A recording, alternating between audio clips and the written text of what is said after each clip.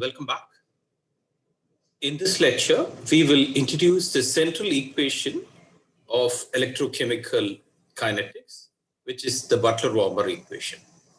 There are different approaches to introducing this equation.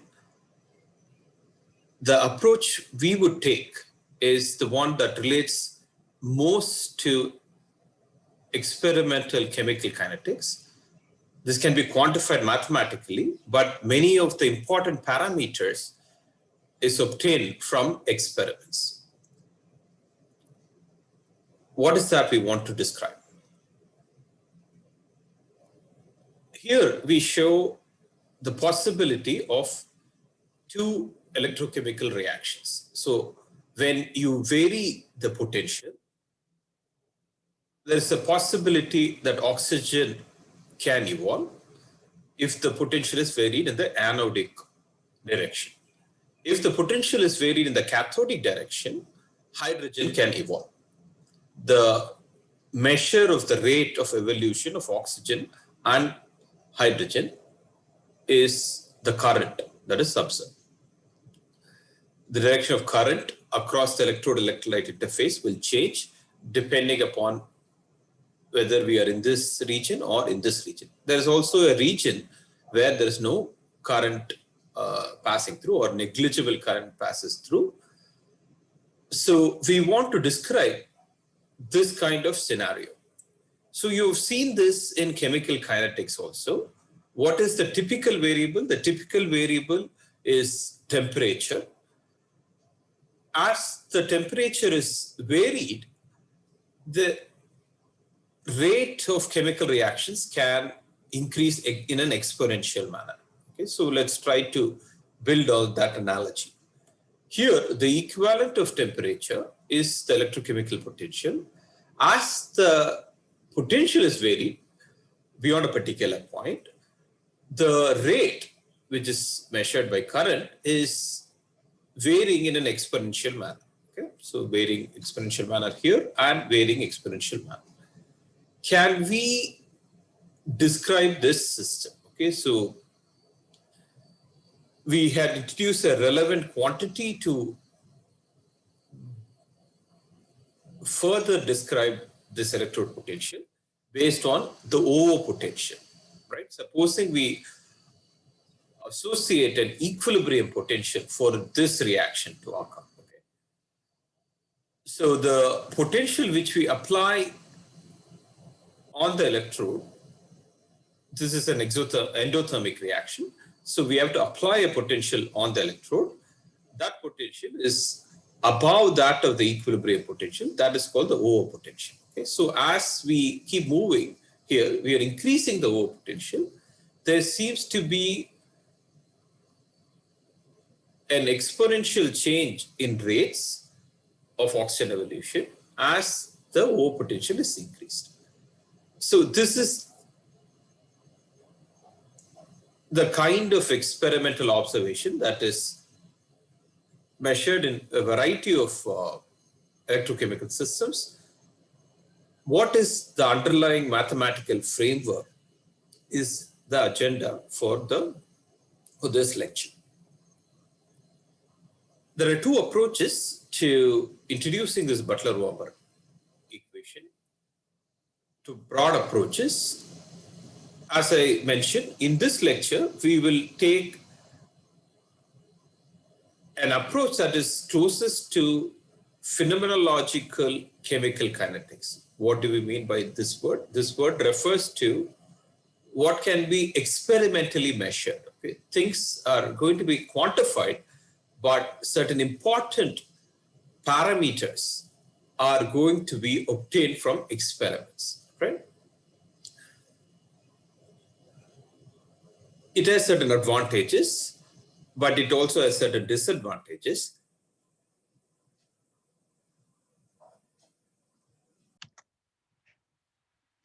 The main disadvantage is that there is another approach which has greater interpretational value. Okay? There's an approach to introducing Butler-Volmer equation, wherein the potential energy surface involved in an electrochemical reaction is introduced, and that has certain value. It seems to give a greater mechanistic insight into the problem. But this interpretation is not unambiguous. It's not straightforward. So we are not going to first adopt that approach. We are going to first use this approach. In the next lecture, we will introduce this approach. In addition, I would like to stress that we are going to take the simplest case being a single electron transfer reaction. Okay, so that is the system we are going to introduce. Most of the electrochemical reaction involve multiple electrochemical reaction, but this simplicity of single electron transfer reaction makes the analysis more straightforward, and much of the analysis we make using single electron transfer can be extended to multi-electron transfer reactions. So with these preambles, we will get on with our analysis. What is that we are trying to analyze? We are trying to look at an electrochemical reaction. So when we say there's an electrochemical reaction occurring, that means electrons are part of the reactants or the products. Okay, so there is a reduced species in solution which loses an electron and becomes an oxidized species, and there is an electron in the metal. These two are in the electrolyte. Most common electrolyte being the aqueous electrolyte, the water is the most common electrolyte. So an example of such a system is this. This has been studied very well. This is a model system in electrochemistry. In this case, the reduced and oxidized species, both are ionic species. They have charges here. Typically, what is getting reduced and oxidized? To understand that, you should look at the oxidation number of the cation here. The cation's oxidation number would change. But both react this, while these two are in the charged state, that need not always be the case. Even when a species is not charged, it can still be in the solution. So these are some of the systems which we are looking at. And what are the central features here? There's a single electron transfer. Okay, so there is one electron, that is a stoichiometric coefficient here is 1. It is not always the case in electrochemical reaction, but as I said, all the analysis which you're going to be making in this lecture can easily be extended. So let's understand further what is the challenge in modeling these systems. As I said, what is empirically observed is that the rate is proportional in some region. It may appear to have a linear dependence, and beyond a particular O potential, it can have an exponential dependence.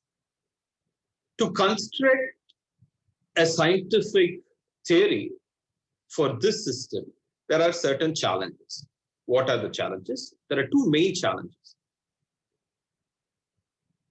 A lot has been discussed about chemical equilibrium, chemical thermodynamics, and in some cases, even statistical thermodynamics.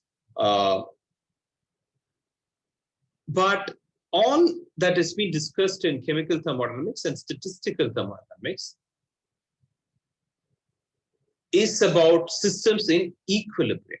Okay, so we know the thermodynamics of chemical equilibrium, the statistical thermodynamics of chemical equilibrium is also reasonably straightforward. However, when you have a chemical reaction, it is not an equilibrium process. Okay, there is a finite rate of a chemical reaction.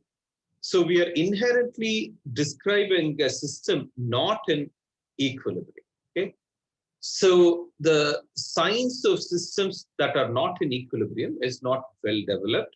It is still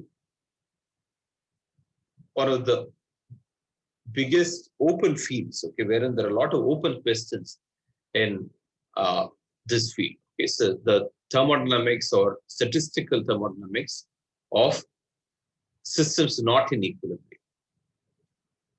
Okay, so have you, if you think about whether you've looked at systems not in equilibrium, if you, based on your engineering education, most of you are coming from, let's say, a chemical background or a materials background, or at the most physics background. You might have looked at description of rates, okay, and transport processes.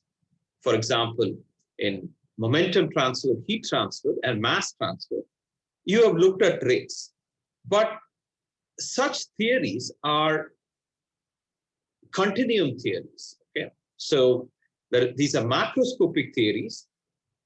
We do not really introduce how to describe rate processes involving molecular systems, okay? So that is the issue, okay? So we know certain theories where rates, steady states, and rates are well described consistently and compared against experiments. However, these are macroscopic theories, okay? They are not readily transferable to molecular systems, okay? So we are somewhere in between, okay? We are having a molecular system. This is a molecular system for which we know the mathematical equations underlying chemical equilibrium. And there is this other extreme where the rate processes, the equations, the underlying rate processes are known, but that is of macroscopic systems. So let us see how we are going to introduce what we know to develop equations that is relevant to electrochemical kinetics, okay, system that is not in equilibrium, but yet we would use certain principles of chemical equilibrium to describe this system. Let's move on. I would like to emphasize that if we want to model non-equilibrium systems, we have to understand the equilibrium of such systems. We are going to use these principles at equilibrium to model the air system that is not in equilibrium. So here we are looking at electrochemical kinetics, that is a system not in equilibrium, but we are still going to use some principles of chemical equilibrium. We'll see how we are going to use it. So this is the reaction which we are thinking about. So we can define a net reaction that is dominantly controlled by the electrode potential. Okay, so that is the dominant variable that is going to change the net rate of the reaction. We are going to write the net rate of the reaction as we write in chemical kinetics. A forward reaction minus the backward reaction. This is indicative of the forward reaction. So when the forward reaction proceeds, you get oxidized species. And this is the backward reaction. When backward reaction proceeds, you get the reduced reaction. Okay, so the net reaction, overall reaction, is the rate of forward reaction minus the rate of backward reaction. Rate in electrochemical system, the signal, the rate is measured via a current signal. Okay, a current which varies as a function of potential can be related to the net rate. Okay, this is a straightforward relationship which we have seen. Okay, this the central characteristic of an electrochemical reaction is this. There is a relationship between rate and potential is non-owned, okay? As opposed to what you've seen in your high school in simple systems. In analogy with your chemical kinetics, we can write the rate of forward reaction in this manner. You can associate a rate constant, which is a function of potential. It's a constant at a particular potential, mind you. That constant at a particular potential times the activity of the reduced species in solution. Okay, so this is R indicates reduced species, S indicates solution. Okay, so this is a constant at a particular potential. So therefore, the rate of forward reaction can be written in this manner. It is proportional to activity of the reduced species in solution, and that constant, proportionality constant at a particular, it's a constant, the particular potential is this number, okay, which is a number at a particular potential. Okay, this is a constant. We can further rewrite this activity in this manner using activity coefficients, which we have introduced in the earlier lecture and in your courses relevant to chemical thermodynamics. We can combine all these constants and write this equation as this constant times the concentration of the reduced species in solution. So this is the electrochemical reaction rate constant relevant to the forward reaction, which generates an oxidized species. In a similar manner, we can also write the rate of the backward reaction. We get another constant, which is a constant at a particular potential. This is the concentration of the oxidized species in solution. Putting this together, we can write the current signal at a particular potential as sum of two terms, as mentioned here.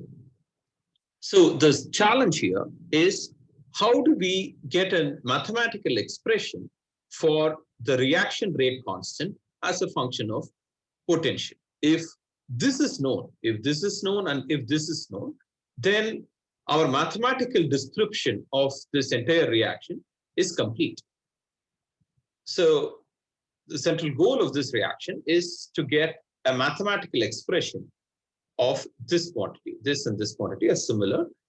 We would undertake that procedure. How do we frame this expression in a mathematical form?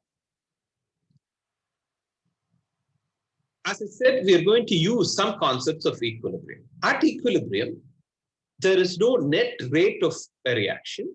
So at a particular potential called the null potential, N indicates null potential, the net rate is zero. Therefore, the rate of forward reaction is the same as the rate of backward reaction.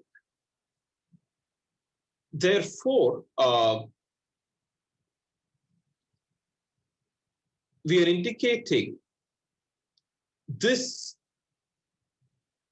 as the bulk concentration. Here, solvent near the surface. Okay, so more precisely, this is the concentration in the solution, but the solution is near the surface. So it's better to indicate this is to be interpreted as the concentration near the surface of the electrode. Okay, this is the concentration near the surface of the electrode. Okay, so just to, I'll correct that. I mean, I had indicated earlier that this S refers to what is present in solution, concentration in solution, but the more accurate measure is the concentration near the surface of the electrode. So as opposed to this scenario, when there is no reaction, the concentration near the surface is the same as the concentration in the bulk. Okay, so there's one and the same because there is no reaction, overall reaction. So at equilibrium, the net rate is zero, and this can be written in this manner. The overall reaction can be written in this manner. But we know something about this equilibrium condition, which we derived earlier. That is the Nernst equation. The null potential can be written via the Nernst equation in the following manner. Okay? So actually, the Nernst equation has many aspects of chemical thermodynamics. There's already the aspect of temperature, and the other aspects of chemical potential already ingrained in it. So we are going to use the Nernst equation to develop our mathematical formulation of electrochemical kinetics. This is the system we are involved, and we have written, we are trying to describe, and this is the Nernst equation relevant to this system. We are going to substitute this equation, replace this by the rate constant, and using these two equations, we can write this equation. Again, this is a reformulation of the Nernst equation. What is to be noted is for any concentration, okay, we whatever be the concentration of the reduced species and the oxidized species, we can find a null potential. So what is the null potential? If you go back and think about it, the null potential is the condition for chemical equilibrium. That is, the chemical potential of the reactants is the same as the sum of chemical potentials of the products, okay? Because the potential couples to the chemical potential of the electron,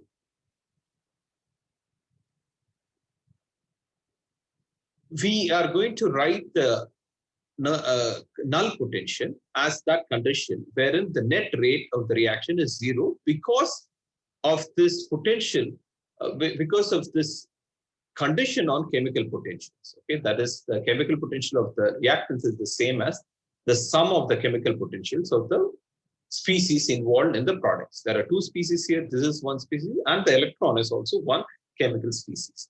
It's a rather an electrochemical species. So we will, because this equation can be written for any concentration of reductant and oxidant, we are going to drop this subscript and just write it in general as E. Okay?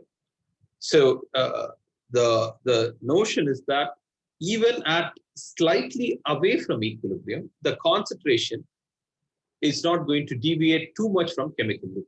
We will look at these questions in the discussion session. But for now, we are just dropping the subscript and writing it in a form that you must have already be familiar when we introduced the Nernst equation. I would like to again re-emphasize this notion of what is this formal potential. Okay? This formal potential is the null potential when the concentration of this species and this species is equal to 1, okay, in the appropriate units. Okay, so formal potential is the null potential when there is no net reaction, when these concentration are equal to 1. We are calling this the formal potential. You might have also heard about the standard potential. Standard potential relates to activity, but the formal potential is more easily implementable. It's a practical potential, which is the null potential when these two concentrations are equal to 1. With that condition, you would clearly say that this should be equal to this quantity, and we are going to call these two quantity, indicate that by this common quantity.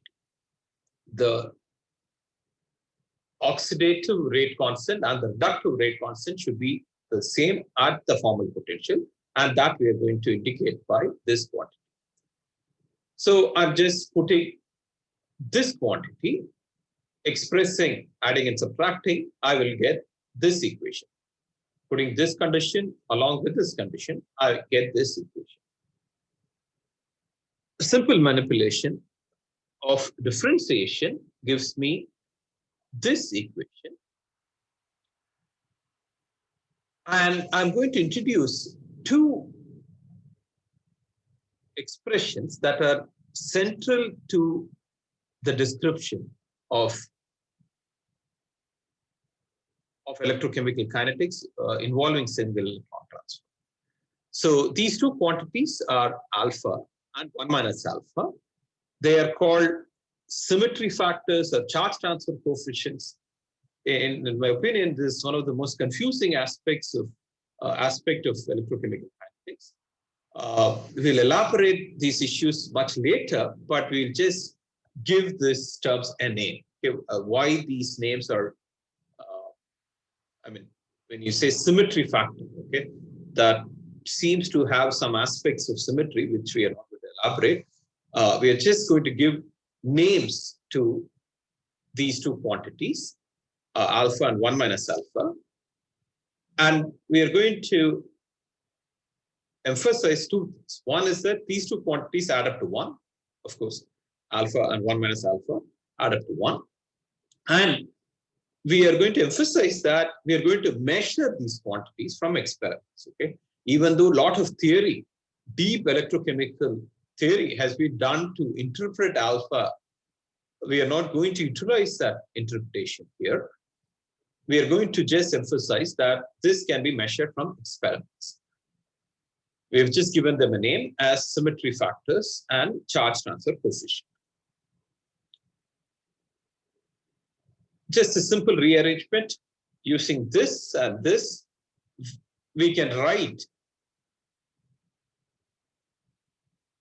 the reductive and oxidative rate constant in this following manner. Okay, so what does it show? That the reductive rate constant seems to have an exponential dependence on some quantities. Let's plot them. When I plot them, we have already introduced the quantity of formal potential. Formal potential is the potential is a null potential when the reductive rate constant and oxidative rate constant are equal. Okay, so that is the null potential here, and that is related to this quantity. That is the same quantity appearing here. Here we have utilized two values of alpha. There's a lot of debate about the value of alpha. There's a lot of deep theory, as I mentioned, but for the scope of this lecture, we're going to just measure them experimentally. We have utilized two values of alpha, alpha equal to 0.35, alpha equal to 0.5, and plotted two curves, the two green curves and two red curves. What do we see? These two curves are curves related to this equation. What do we see? Beyond a particular potential, it exponentially decays. Below a particular potential, this exponentially increases. Okay, so this region is called anodic. The reductive processes seems to decay beyond a particular, when you go to a potential that is more positive than this formal potential. So if you go in the anodic direction, these reductive processes decays. In contrast to this rate constant increases. As you go in the anodic potential, the oxidative reactions increases in an exponential manner. And when the potential of the electrode is brought down below this formal potential, these curves show an exponential decay. Okay, so we have just plotted this. Where are we going to use them? We are going to use this expression for ultimately connecting our current signal to variation in the potential. If I plug in these two expressions into our rate expression, which is the current expression, I am going to get this expression. This is the form of Butler-Volmer equation. And I've color-coded them in a variety of, with variety of colors. There is black color, green color, blue color. Okay, let's see what they are.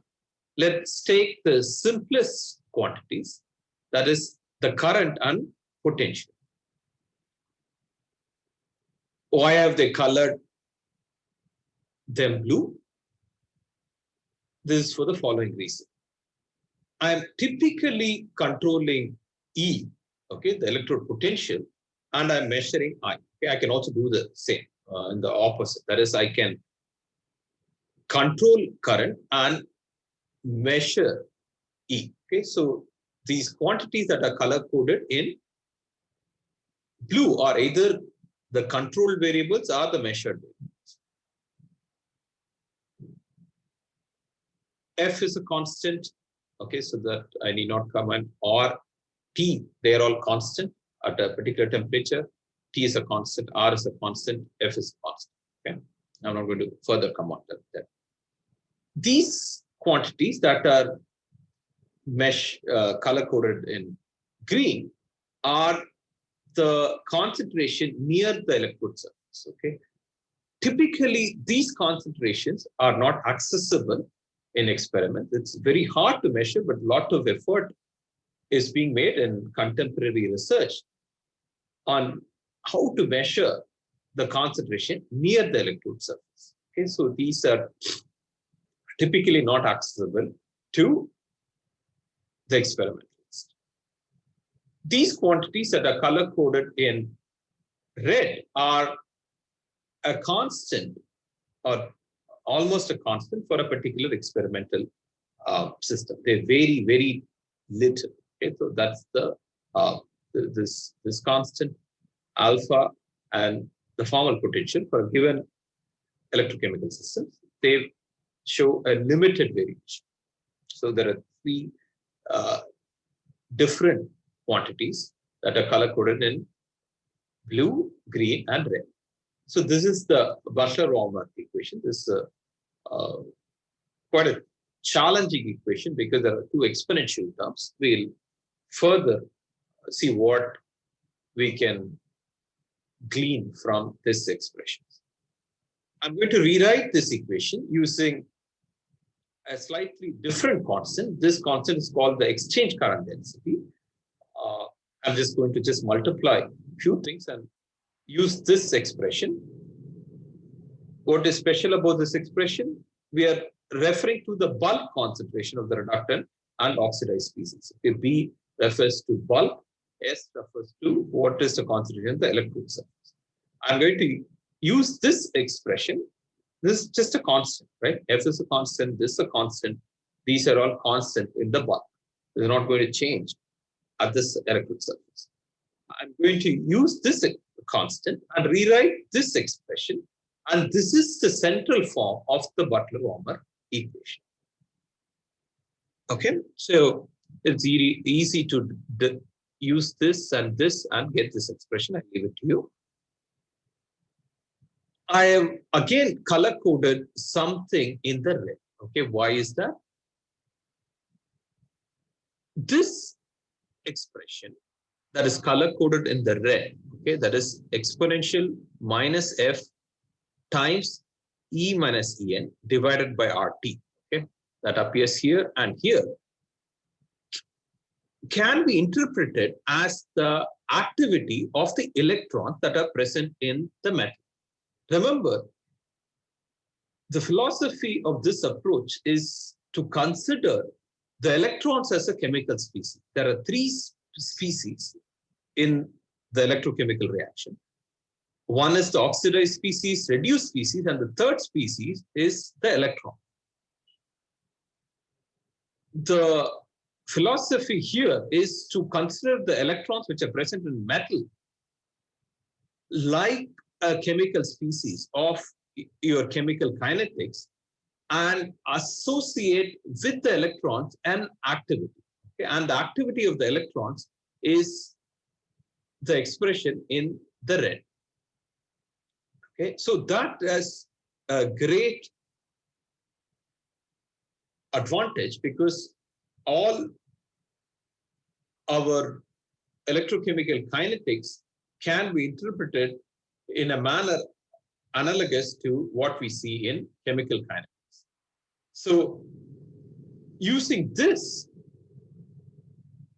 okay, so these terms, I am going to combine this term and this term, and then rewrite another expression let us look carefully on how we got this expression.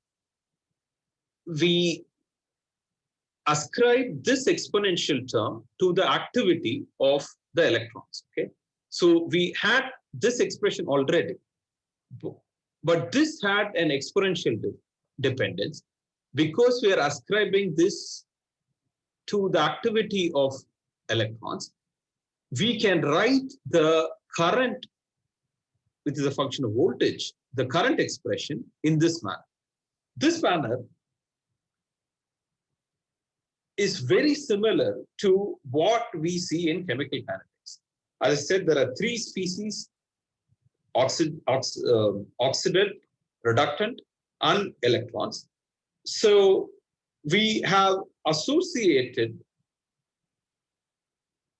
activity to the electron and written down an expression which is just very similar to what you would have seen in chemical kinetics. Okay, so this is an important step. Please think through this step, and let's discuss this further in the discussion session. Okay, this is it's a very beautiful step. Okay, this is a remarkable evolution of concepts going from chemical kinetics to electrochemical kinetics, that we can associate a activity to electrons. Electrons are present in the electrode, metallic electrode, and the activity can be controlled by controlling the electrode potential. With that, I can write this phenomenological expression.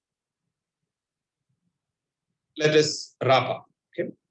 So first, what was the need for Butler-Volmer equation?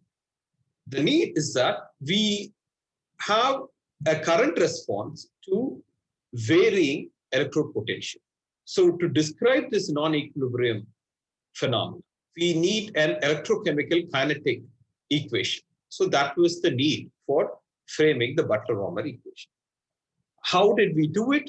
We did develop this electrochemical kinetic equation in a manner very similar to what we have done in chemical kinetics. This a leap in concept is that electrons are also a chemical species, and we can associate an activity to the electron. We have utilized some principles of chemical equilibrium,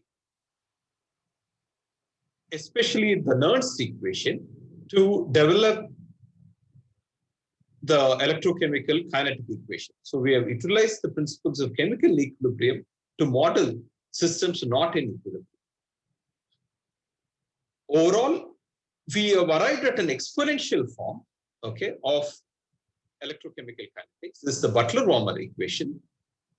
To make it more intuitive, you have to think through what you saw in the Arrhenius equation. Arrhenius equation also had exponential term. There was an atom frequency and an exponential dependence on activation barrier and temperature.